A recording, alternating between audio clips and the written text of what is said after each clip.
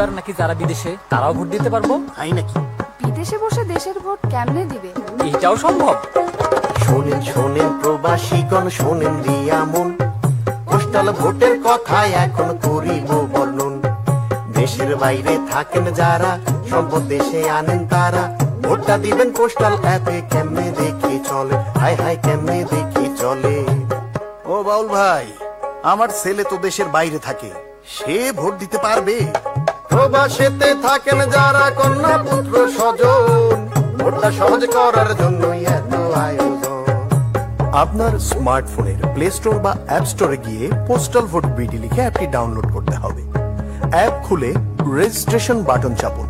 আপনি যে দেশে বর্তমানে অবস্থান করছেন তালিকা থেকে সেই দেশটি বেছে নিন। অবস্থানরত দেশে ব্যবহারকৃত নিজের মোবাইল নাম্বার উল্লেখ করতে হবে। নির্ধারিত জায়গায় নাম্বারটি টাইপ করুন। কিছুক্ষণ অপেক্ষা করলে উক্ত নাম্বারে একটি ওটিপি আসবে, সেটি দিয়ে নম্বরটি ভেরিফাই করুন। সবশেষে একটি পাসওয়ার্ড সেট করুন। এভাবেই আপনার অ্যাকাউন্ট তৈরি হয়ে যাবে। অ্যাকাউন্টে হয়ে গেছে, কাজ তো শেষে নয়। ভোটটা দেওয়ার আগে করুন যাচাই পরিচয়, হাই হাই যাচাই পরিচয়। অ্যাপের লগ ইন অপশনে মোবাইল নম্বর সেট করে পাসওয়ার্ড দিন। এনআইডি কার্ডের সামনের অংশের পরিষ্কার ছবি তুলুন।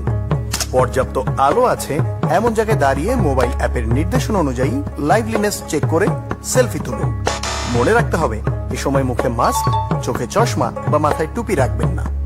পাসপোর্টের প্রয়োজনীয় তথ্য দিন, না থাকলে চেকবক্স টিক করুন। যে ঠিকানায় ব্যালট পেতে চান তার পূর্ণ ঠিকানা সাবধানে পূরণ করুন। ভুল ঠিকানা দিলে ব্যালট হাতে পাবেন না। সকল তথ্য সঠিক দিলেই কেবল নিবন্ধন সম্পন্ন হবে। যদি নিবন্ধন কোনো কারণে সম্পূর্ণ না হয় তাহলে কি হবে? যদি আপনার নিবন্ধন সফল না হয় তাহলে নির্বাচন কমিশনের নির্ধারিত পদ্ধতিতে নিবন্ধন প্রক্রিয়া সম্পন্ন করা হবে। যদি কোনো প্রকার ত্রুটি কিংবা ভুল ইনফরমেশন পাওয়া যায় তাহলে নিবন্ধনটি বাতিল করা হবে। সবাই পাবে ভোটের সুযোগ, বাইরে কিংবা ঘরে। চলেন দেখি কি হয় এইবার নিবন্ধনের পরে, হায় হায় নিবন্ধনের পরে। নির্বাচন কমিশন থেকে বাংলাদেশ ডাক বিভাগের মাধ্যমে আপনার ঠিকানায় একটি পোস্টাল প্যাকেট আসবে। প্যাকেটের ভেতরে থাকবে একটি বড় সাদা খাম, রিটার্নিং অফিসারের ঠিকানা লেখা বড় হলুদ খাম, ব্যালট পেপারের ছোট সাদা খাম, আপনার মূল ব্যালট পেপার। মূল ব্যালট পেপারে শুধু প্রতীক থাকবে, প্রার্থীর ছবি থাকবে না। আরো থাকবে একটি নির্দেশিকা, যার পেছনে থাকবে ঘোষণাপত্র। আরো শোনেন প্রবাসীরা, শোনেন দিয়া মন, ভোটের আগে লাগবে অ্যাপে ভেরিফিকেশন। ব্যালট পাওয়ার পর আবার অ্যাপে লগ ইন করুন। পুনরায় লাইভলিনেস চেক দিয়ে নিজের পরিচয় নিশ্চিত করুন। নির্দেশনা অনুযায়ী রিটার্ন খামের কিউআর কোড স্ক্যান করে ব্যালট প্রাপ্তি নিশ্চিত করুন। নির্বাচন কমিশন থেকে প্রতীক বরাদ্দ হলে অ্যাপে আপনার আসনের প্রার্থীদের প্রতীক দেখে নিন।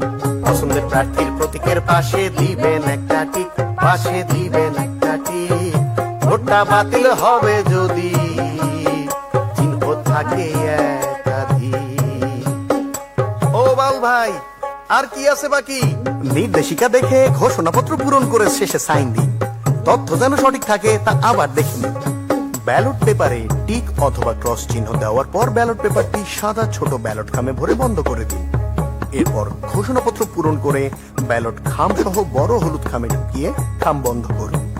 যত দ্রুত সম্ভব নিকটস্থ পোস্ট অফিস অথবা পোস্ট বক্সে জমা দিন। শোনেন শোনেন প্রবাসীরা, সকল কথা শেষে আপনার ভোটে জিতবে দেশ, থাকবো মিলে মিশে। এইবার কিন্তু ভোট দিতে পারবা বাবা। নির্বাচনে নির্বাচনীটা কেমন প্রহসন, ত্রয়োদশ নির্বাচনে এইসব সুযোগ নাই। দেশের বাইরে থাইকা আমরা দেশের জন্য লড়াই করি। আমার ভোটটাও এইবার তোমরা গুইনা রাইখো ভাই, তোমরা গুইনা রাইখো ভাই। ব্যবহার করুন অফিসিয়াল লিংক অথবা অ্যাপ। কোড অথবা পাসওয়ার্ড কারোর সাথে শেয়ার করবেন না। ব্যালট পেপারে একটি মাত্র টিক বা ক্রস চিহ্ন দিতে হবে। আপনার ভোটের গোপনীয়তা বজায় রাখুন, কারোর সাথে শেয়ার করবেন না। মনে রাখবেন, ভোটের গোপনীয়তা ভঙ্গে আইনানুগ ব্যবস্থা সহ এনআইডি ব্লক করা হতে পারে।